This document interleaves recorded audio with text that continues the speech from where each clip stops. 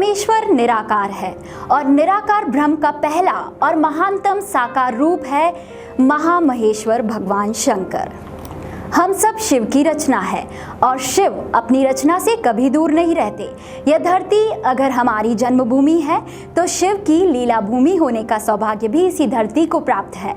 आकाश को छूते हुए हिमालय की चोटियां हो जो कैलाश से केदारनाथ तक, तो वहीं भारत के अंतिम छोर कन्याकुमारी के सुचिंद्रम मंदिर जो कि त्रिदेव ब्रह्मा, विष्णु और महेश की आस्था के केंद्र हैं। हर जगह, हर शिखर हिंदुस्तान ही स्वयं वह शिवालय है जहां नाथों के नाथ भोलेनाथ स्वयं भूलिंग के रूप में युगों युगों से विराजमान है।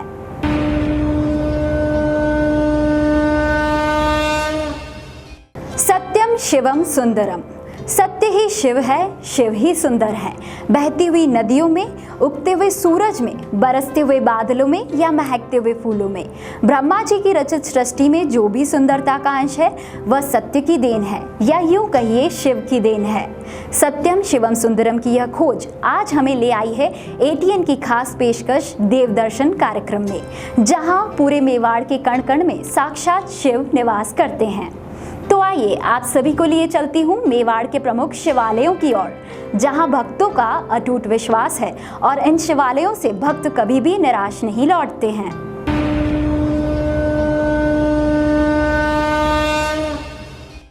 ओम त्रयंबकम यजामहे सुगंधिम पुष्टिवर्धनम उर्वारुकमिव बंधनात् मृत्युर्मुक्षिर्मामृताम्र नमः। यह महाकाल के महामृत्युंजय मंत्र है। इस मंत्र के जाप से आप सभी को जीवन और मरण के सभी चक्रों से मुक्ति मिलकर ईश्वर के चरणों में जगह मिल जाती है, यानी मोक्ष की प्राप्ति हो जाती है। यह मंत्र सभी मंत्रों में सबसे सर्वोपरि है, क्योंकि यह काल के देवों के देव महादेव के प्रमुख मंत्रों में से एक है। इस मंत्र के बाद आपको लिए चलते हैं मेवाड़ के अगले शिवालयों की ओर।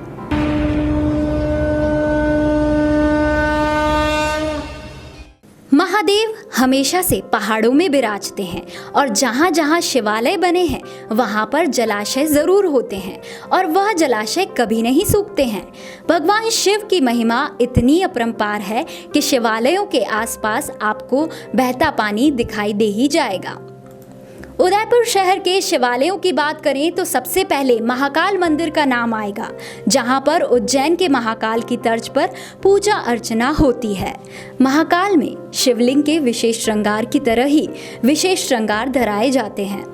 यह महाकाल मंदिर नगर स्थापना के पहले का बताया जाता है। तब और आज के महाकाल के मंदिर में बहुत अंतर है। सदियों पुराना मंदिर बहुत छोटा था, लेकिन अब इस मंदिर का परिसर कुल 33 बीघा में फैला हुआ है। महाकाल मंदिर परिसर में गौशाला के साथ साथ कई अन्य मंदिर भी बने हुए हैं। महाकाल मंदिर ट्रस्ट के सचिव चंद्रशेखर दादीज की माने तो यह शिवलिंग स्वयं भू प्रकट हुआ है और शिवलिंग के प्रकट होने के बाद से अब तक लगातार पूजा अर्चना की जा रही है। इस मंदिर का निर्माण निरंतर चल रहा है और इस पूरे मंदिर का निर्माण जन सहयोग से हुआ है। हजारों भक्त ऐसे भी हैं जो प्रतिमाह निर्माण के लिए अंशदान करते हैं। यहाँ पर एक खास बात बताना चाहूँगी कि जो भी भक्त मासिक अंशदान देते हैं उनके जन्मदिन और शादी की वर्षगांठ पर मंदिर में रुद्राभिषेक किया जाता है। इस मंदिर में अखंड ज्योति जलती रहती है। महाकाल मंदिर में वैशाख और श्रावण मास में विभिन्न अनुष्ठान भी होते हैं। सावन मास में भक्त सूर्योदय से लेकर तीसरे प्रहर तक पूजा अर्चना करते हैं। इस दिन शिवलिंग का जलाभिषेक करना फलदायी माना गया है।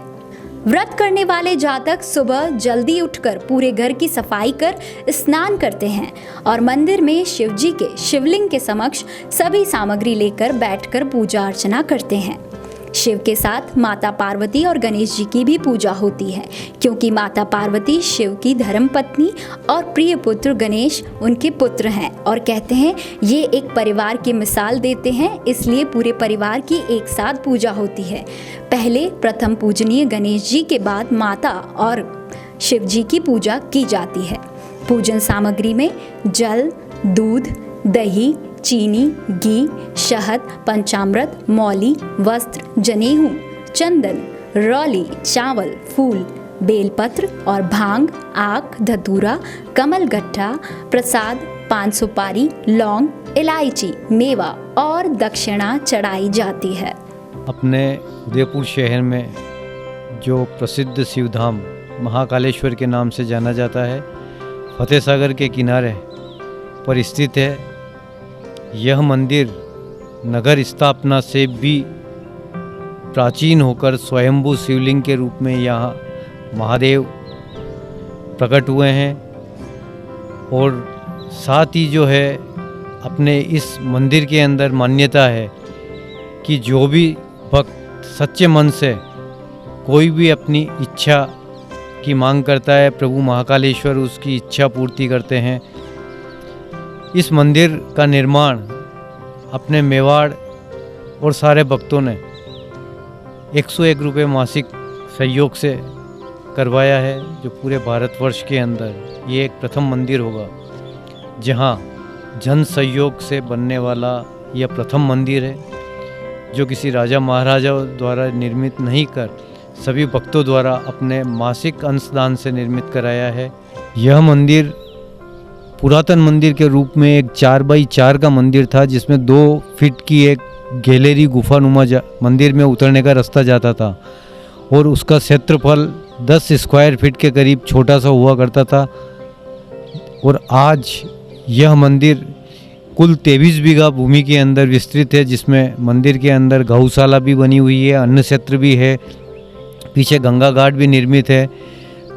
इस मंदिर के इतिहास के बारे में विशेष जो मंदिर वास्तु शिल्प कला के बारे में बताते हैं शंकराचार्य संप्रदाय के लंबूदरी द्वारा इसका ज्योतिष प्रश्न कुंडली से इसका पूरा वो बताया गया। उसके अनुसार ये मंदिर एकलिंग जी के समकालीन है और इस मंदिर के अंदर एक समय भव्य ये मंदिर हुआ करता था और इस मंदिर के अंदर विशेष रूप से काल गणना का एक समय ये केंद्र रहा है।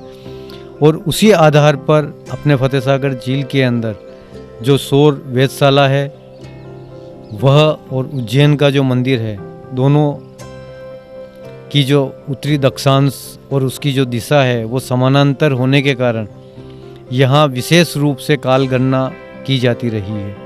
महाकाल मंदिर में आने वाले भक्त कभी भी खाली हाथ नहीं जाते। महाकाल मंदिर में पूरे श्रावण मास में विविध आयोजन होते हैं। इस मंदिर को एकलिंग जी के मंदिर के समकक्ष माना जाता है। यह मंदिर काल गणना का केंद्र भी है।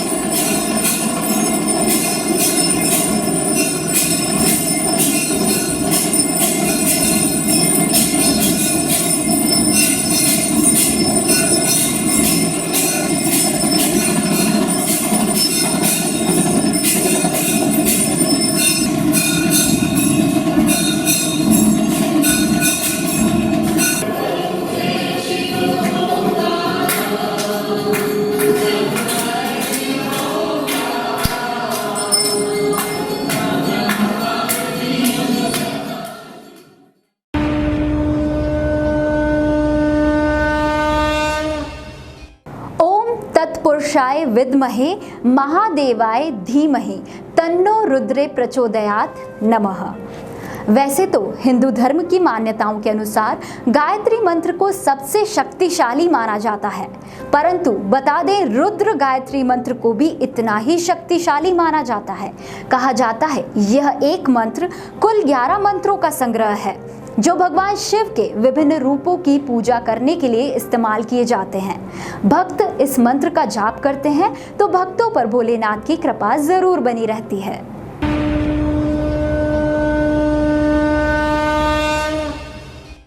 ऐसे में अब आपको लिए चलती हूँ महाकाल के बाद हजारेश्वर मंदिर की ओर, जिसकी महिमा भी अपरंपार है। महाकाल मंदिर की तरह ही हजारेश्वर मंदिर में भक्तों का तांता लगा रहता है। हजारेश्वर मंदिर के पुजारी प्रकाश नंद ने बताया कि हजारेश्वर मंदिर कई वर्षों पुराना है। इस मंदिर में आने वाले भक्त कभी भी खाली हाथ नहीं लौटते हैं। यह हजारेश्वर महादेव मंदिर 1000 छोटे छोटे लिंग इस मूर्ति के अंदर है और ये किसी महाराष्ट्र ब्राह्मण ने बनाया हुआ है। बना करके हमारे पूर्वजों को भेंट कर दिया, तब से हमारे परिवार वाले के पास ही ये मंदिर है और हम ही पूजा कर रहे हैं और भगवान सबका कल्याण करें। हजारेश्वर महादेव मंदिर में स्थापित शिवलिंग की खासियत यह है कि इस शिवलिंग में छोटे छोटे 1000 शिवलिंग बने हुए हैं और यहाँ वर्षों पहले शिवलिंग को भेंट किया गया था। उसके बाद से ही लगातार शिवलिंग की पूजा होने लगी।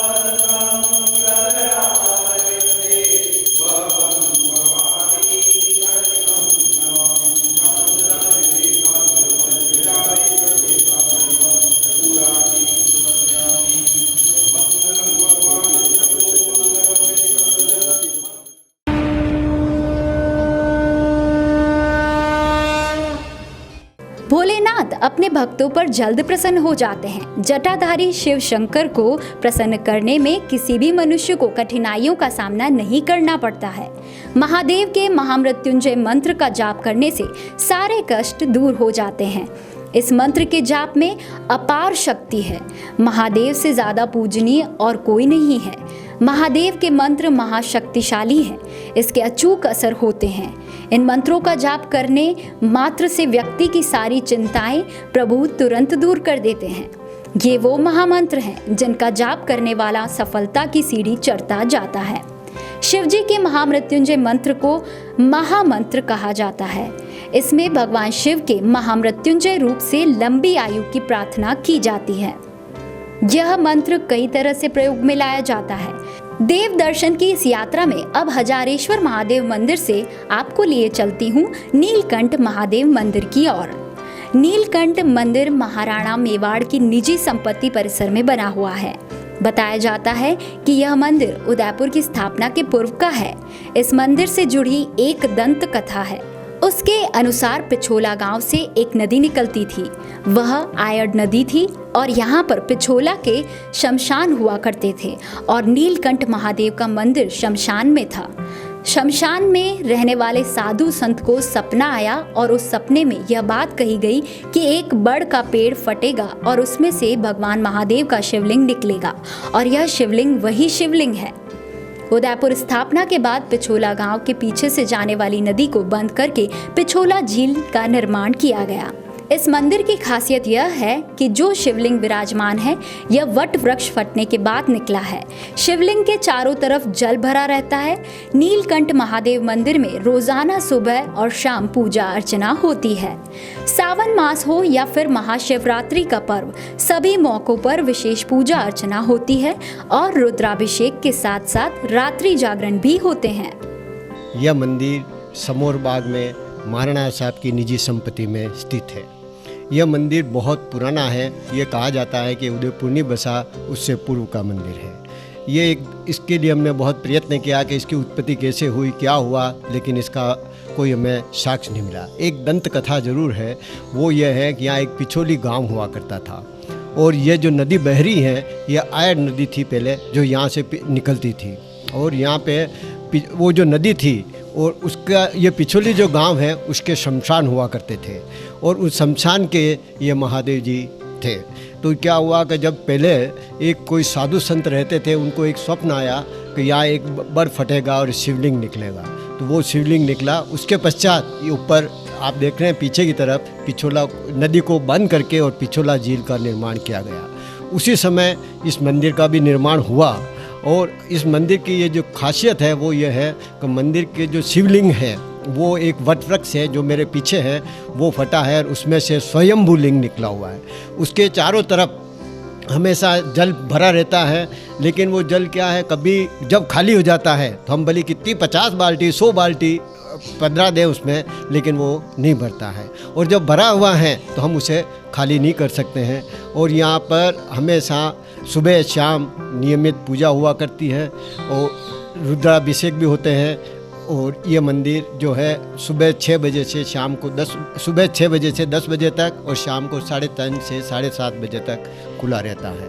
यही इस मंदिर की वो कथा है।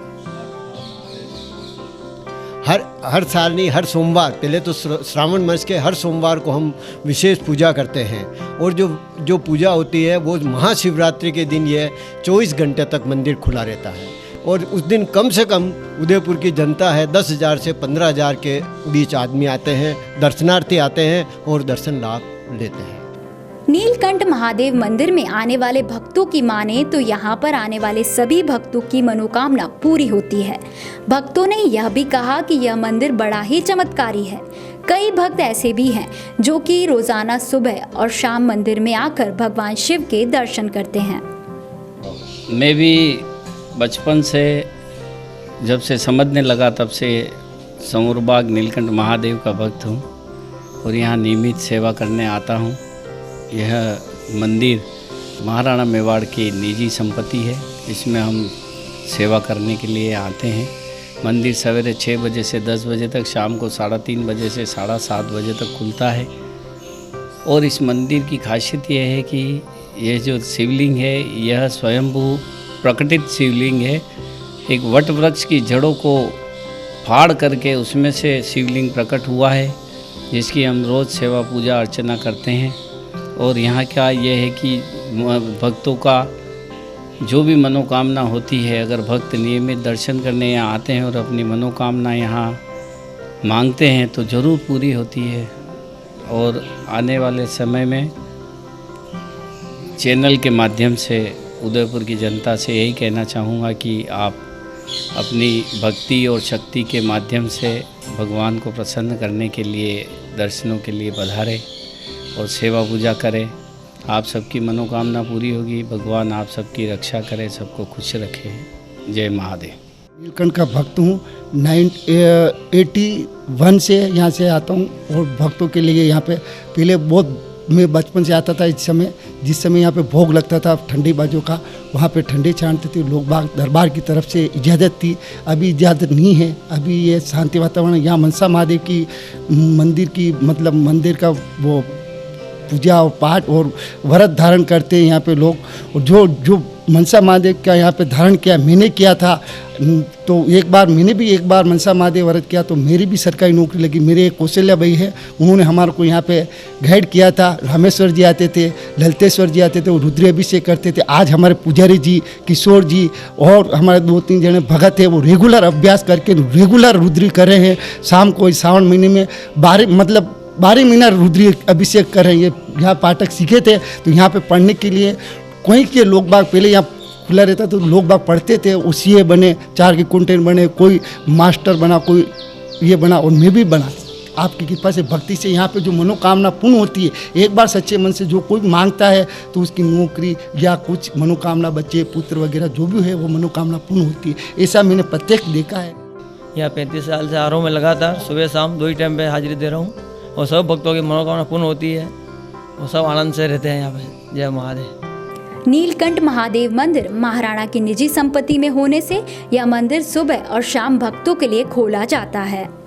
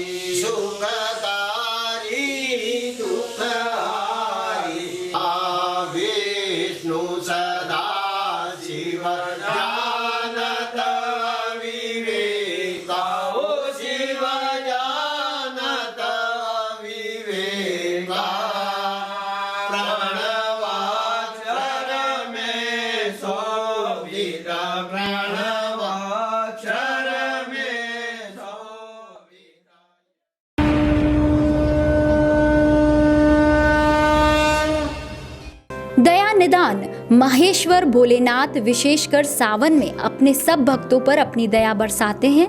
इसी के चलते समस्त शिव भक्त ही श्रावण मास में विश्वेश्वर महादेव का ध्यान करते हैं और इनका गुणगान करते हैं। शास्त्रों में शिव जी के बारे में वर्णन किया गया है कि संपूर्ण जग के दाता देवों के देव महादेव ही हैं। समस्त पृथ्वी लोक के भाग्य विधाता भी यही हैं। कहने का भाव है यही कि इस पूरे जगत के सृजनधारी हैं। सारे खेल इन्हीं के रचे हुए हैं। शास्त्रों में ब्रह्मा विष्णु महेश के बारे में उल्लेख किया गया है, जिसमें महेश यानी भगवान शंकर हैं। ग्रंथों में महेश का मतलब मोक्ष बताया है, यानी महादेव वे देव हैं जो भक्तों को जन्म और मरण के बंधन से मुक्ति दिलाते हैं। महादेव के अलग अलग रूप के दर्शन कर भक्त अपना जीवन सफल बनाने की कोशिश करते हैं। नीलकंठ महादेव मंदिर से अब यात्रा को आगे बढ़ाते हुए लिए चलते हैं अमृत जी मंदिर की ओर, जो कि पहाड़ों के बीच बना हुआ है। यहाँ पर भगवान महादेव का शिवलिंग है, वह पंचमुखी है। जानकार बताते हैं कि इस मंदिर का निर्माण महाराजा अमरीश ने करवाया था और अब यह मंदिर पुरातत्व विभाग के अंतर्गत आता है। कुछ दशकों पहले इस मंदिर को कुछ लोग खुर्द बुर्द करना चाहते थे, लेकिन आसपास के गांव के लोगों ने मिलकर इस मंदिर को बचाना और इसके बाद अमृत जी मंदिर संरक्षक मंडल बनाकर मंदिर का विकास किया। मंदिर में स्थापित पंचमुखी शिवलिंग की खास बात यह है कि इनके दर्शन किसी भी दिशा से करने पर एक जैसे शिवलिंग ही दिखाई देते हैं। मंदिर में आने वाले भक्तों के लिए विश्रांति गृह और गौशाला बनी हुई है। अमृत जी मंदिर के समीप एक छोटी सी नदी बहती है, जिसमें 365 दिन पानी बहता रहता है। मान्यता है कि अब तक कभी भी इसमें पानी नहीं सूखा है। आसपास के क्षेत्रों में भले ही अकाल पड़ जाए, लेकिन अमृत जी के समीप से बहने वाला पानी लगातार बहता रहता है। मंदिर जंगल में होने की वजह से कई बार पैंथर का मूवमेंट देखा गया है। इसके अलावा अन्य जंगली जानवर भी यहाँ पर पानी पीने के लिए आते हैं। आसपास के लोगों की माने तो यह स्थान पर्यटक स्थान बनने की बजाय दर्शनीय स्थल बने। यहाँ मैं पूरा मतलब 94 से यहाँ इस अमृत जी में यहाँ लगा हूँ और यहाँ ये मंदिर जो है मतलब राजा अमरीश ने इसकी बनाया था। ये पुरातत्व विभाग में है और इसमें 12वीं सदी का ये मंदिर है, प्राचीन। और यहाँ बावड़ी है और इसका पूरा अमृत जी संरक्षक मंडल ने इसका पूरा जीर्णोद्धार कार्य करवाया और इसको बड़ी अभी दोनों टाइम मतलब पूजा पाठ चालू की। मतलब ये जब 1989 में ये अलॉटमेंट हो गए थे इंडस्ट्री के लिए, लोग बाग इसको खुर्द बुर्द करना चाहते थे, तो फिर युवा उस समय तब ये हमारे इस क्षेत्र के सभी मोहतबीर लोग जो हैं वो और अपने डॉक्टर बलवंत सिंह जी मेहता, जोश सिंह जी चौहान, घनश्याम सिंह जी कृष्णावत, अनंत गणेश जी, बंसीलाल जी, ये हमारे संतोष जी चित्तौड़ा और ये आसपास के जितने भी लोग हैं उन्होंने मिल के और इस स्थान को पूरे को बचाया। इसका ये लोग इसको समझते हैं ये गंगा बेरी है, मतलब आप देख लो कितना भी अकाल हो ये पानी बहता ही रहेगा। और इसको क्या है, हम ये चाहते हैं कि ये मतलब दर्शनीय स्थल बने, जबकि पिकनिक स्पॉट ये नहीं है, ये दर्शनीय स्थल है। ये इतनी इस जंगल में देखो आप, इतनी अच्छी मतलब ये योनि है ये उसमें ये पंचमुखी महादेव विराजमान, ये नकुल इस परंपरा के बताते हैं ये जो पुरातत्व विभाग वगैरह ये। और इसमें यह पूरा हम इसका पूरा देख रेख वगैरह इसकी अभी हमने काम करवाया। ये बड़ा ये जनता के लिए विश्रांति गृह, भोजनशाला, ये गार्डन वगैरह, या 4-5 कर्मचारी है, पुरातत्व के होमगार्ड है, गौशाला है। ये बड़ा मतलब यहाँ जो भी आता है वो ये तपोभूमि है। मतलब इसको ये महादेव जी माता जी है, माता जी का भी इसका भी जीर्णोद्धार करा। ये जो है यहाँ की मूर्ति चोरी हो गई थी, जो ये मूर्ति ये नहीं है, ये प्राचीन मूर्ति है पुरातत्व मतलब मंदिर, इसका जीर्णोद्धार कार्य कराया। और अभी ये आप देख लो शिवरात्रि पे एक समय था 94 में जब कोई पंडित कोई पुजारी कोई आते ही नहीं थे यहाँ, एक संत था और ये यहाँ आसपास के ये लोग थे, कोई मतलब यूँ नहीं। उसके बाद में आप देखो धीरे धीरे इसको जैसे जैसे डेवलप किया, जैसे जैसे इसको डेवलप किया, जैसे जैसे इसका। और शिवरात्रि पे देखो हम एक समय था कि कोई मतलब गिने चुने लोग आते थे। आज ये स्थिति है, लाइनें लगती है। और यहाँ एक ठंडी इलाके का मेले का आयोजन होता है, उसमें काफ़ी लोग अपने उदयपुर वगैरह के डोलर चक्री लोग आनंद लेते हैं और ये बड़ा महत्व है इस स्थान का। हाँ, पैंथर वगैरह आते हैं। पैंथर यहाँ भी 2-4 दिन पहले 3 एक साथ में थे, परसों भी, और एक का मेरे पास भी वीडियो है। हाँ, अमृत जी मंदिर परिसर में रक्षाबंधन के दूसरे दिन विशाल मेला लगता है, जिसमें आसपास के गांवों के लोगों के अलावा शहर के भी लोग पहुंचते हैं।